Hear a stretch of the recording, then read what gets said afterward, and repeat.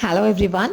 Today we are going to learn the poem For Calling the Spirit Back from Wandering the Earth in Its Human Feet by Joy Harjo.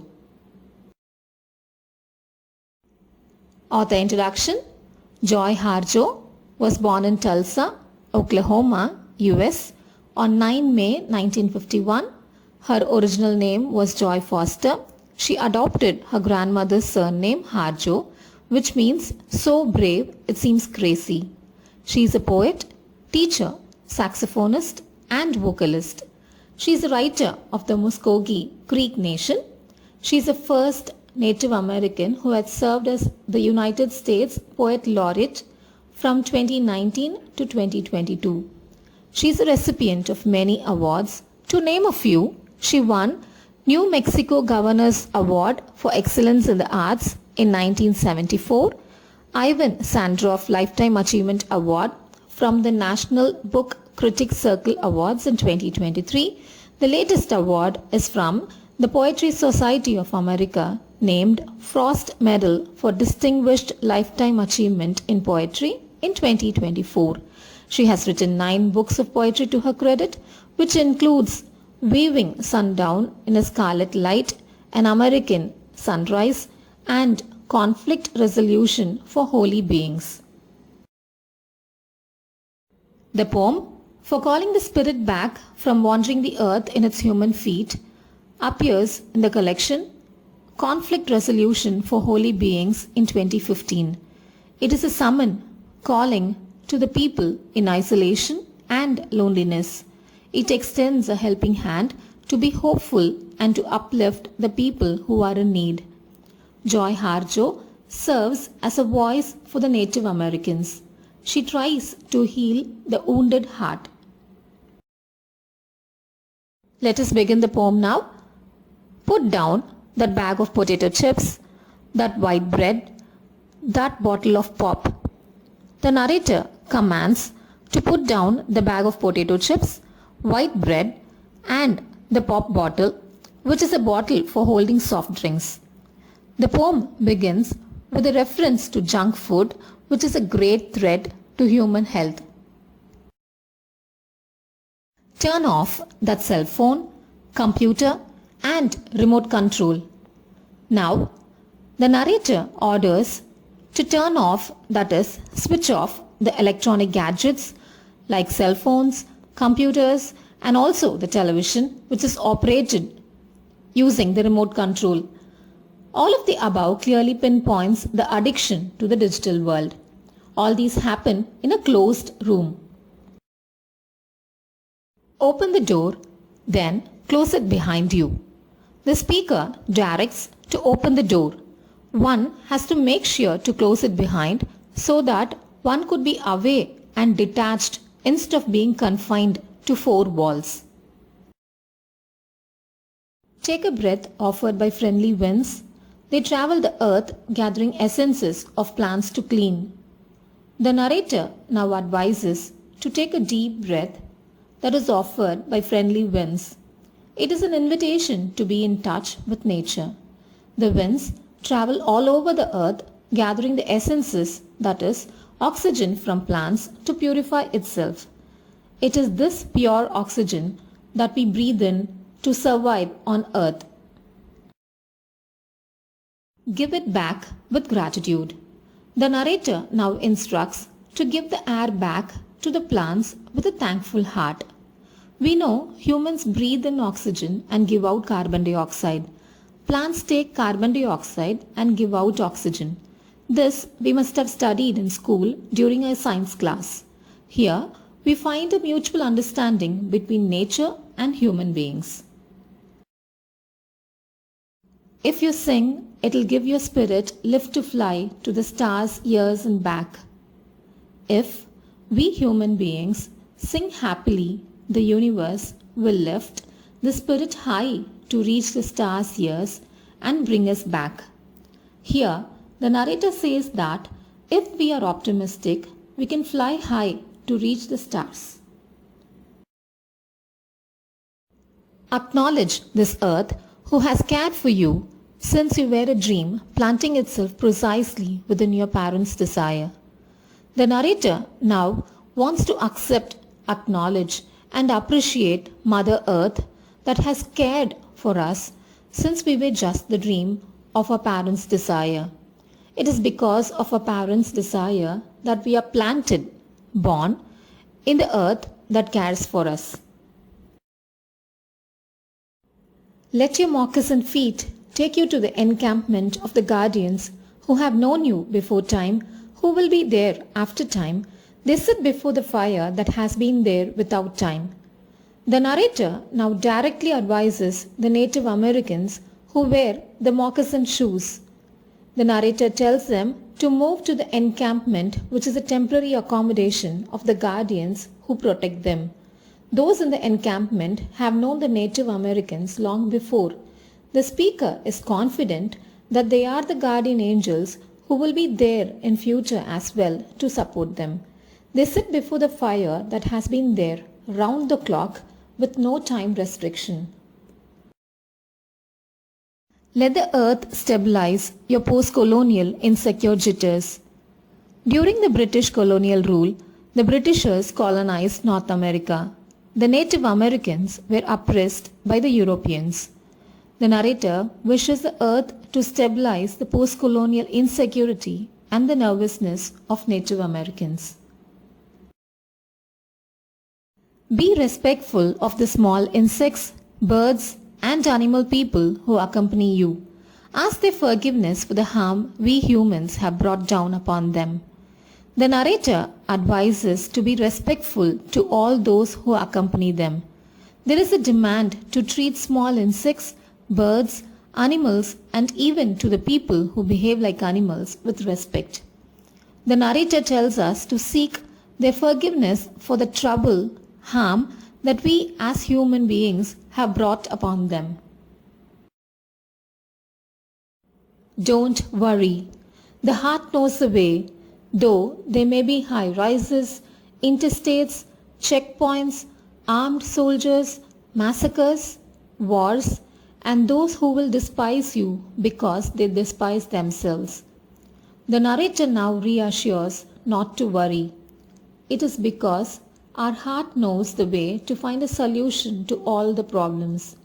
The narrator says that there may be many difficulties in the form of high rises, like tall buildings, skyscrapers, interstates, that is motorways or highways running between US states, checkpoints, which is a point at which inspection or investigation is performed, armed soldiers, massacres, which includes killing of a large number of people or animals, and even wars. Finally, there will also be people who hate others as they hate themselves. The journey might take you a few hours, a day, a year, a few years, 100, 1,000, or even more. Watch your mind. Without training, it might run away and leave your heart for the immense human feast given by the thieves of time.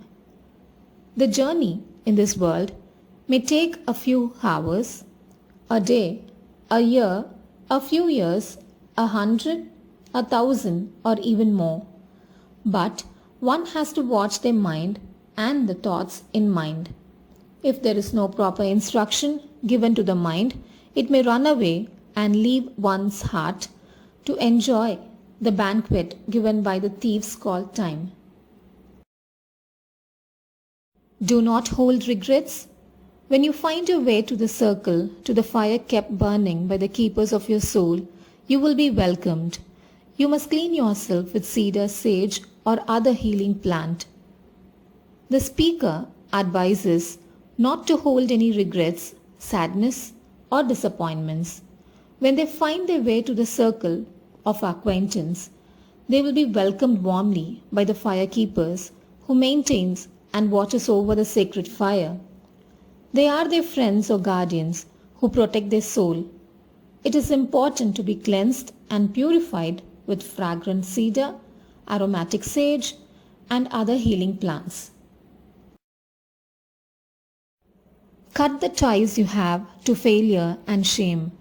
Let go the pain you're holding in your mind, your shoulders, your heart, all the way to your feet. Let go the pain of your ancestors to make way for those who are heading in your direction. The narrator refers to the impact of post-colonialism. There is a strict warning not to hold on to the failure and shame.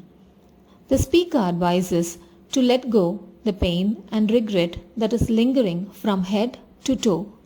There is a need to be free from the pain that starts in people's mind, the burden in the shoulders, the heavy heart, and the feet that is tired. They are advised to relinquish, to give up the pain experienced by the ancestors, to pave way for the people who are coming towards them for help. Ask for forgiveness. Call upon the help of those who love you. These helpers take many forms: animal, element, bird, angel, saint, stone, or ancestor. The narrator advises to ask for forgiveness. One can ask for help from those who love them. The guidance and help could be received from anyone in the form of animal, element, bird, angel, saint, stone, or ancestor. Call your spirit back. It might be caught in corners and creases of shame, judgment, and human abuse. The narrator says that the spirit has to be called back. It may be hesitant as it might have been caught in the corners and creases of shame, that is humiliation, judgment, and also human abuse. You must call in a way that your spirit will want to return. Speak to it as you would to a beloved child. The spirit has to be welcomed affectionately in such a way that it is willing to return. It has to be spoken in a loving and gentle manner as one would talk to a beloved child. Welcome your spirit back from its wandering. It may return in pieces, in tatters. Gather them together. They will be happy to be found after being lost for so long. The spirit has to be welcomed from its wandering. When it returns, it may return torn into pieces and tatters. However, it has to be gathered together. The spirit, which will now be in its original form, will be happy to be found after being lost for such a long time. Your spirit will need to sleep a while after it is bathed and given clean clothes. The spirit may be tired, so it will need good, peaceful sleep for some time. Before sleeping, it has to be cleansed and given tidy, neat clothes. Now, you can have a party. Invite everyone you know who loves and supports you. Keep room for those who have no place else to go. Make a giveaway and remember, keep the speeches short. The narrator now says that there can be celebration with party. Everyone who loves and supports can be invited. Those who do not have any place to go should also be invited, given space, and recognized. Present a giveaway. One should also remember to keep the speeches short and not boring. Then, you must do this. Help the next person find their way through the dark. The narrator now finally says that one must help the next person who stumbles to find their way through the difficult and dark journey. The poem is didactic in tone, starting from the very first line. It gives step-by-step instruction to the wayward spirit that is wandering in confusion and guilt. The narrator gives all necessary moral values to the tired spirit to bounce back cheerfully to its authentic original form.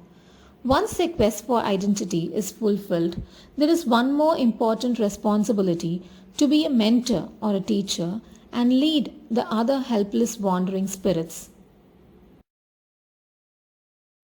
The various themes that are handled in the poem are: firstly, the poem is optimistic in tone, there is a strong advice to overcome the post-colonial challenges of fear, guilt, and shame. Quest for identity becomes a very important theme as the spirit yearns for identity. Acceptance of one's plight and the ways to rejuvenate and refresh the soul is highlighted. Having mercy and a heart to forgive is important along with reunion and reconciliation. Spiritual guidance to help one another turns to be the key to success. The title for calling the spirit back from wandering the earth in its human feet is a warm invitation to the lost spirit which wanders the earth as there is no proper guidance. The poem is an invocation for calling the spirit to take its original form in its human feet. The title conveys the entire gist of the poem. Hence, the title is suitable and apt.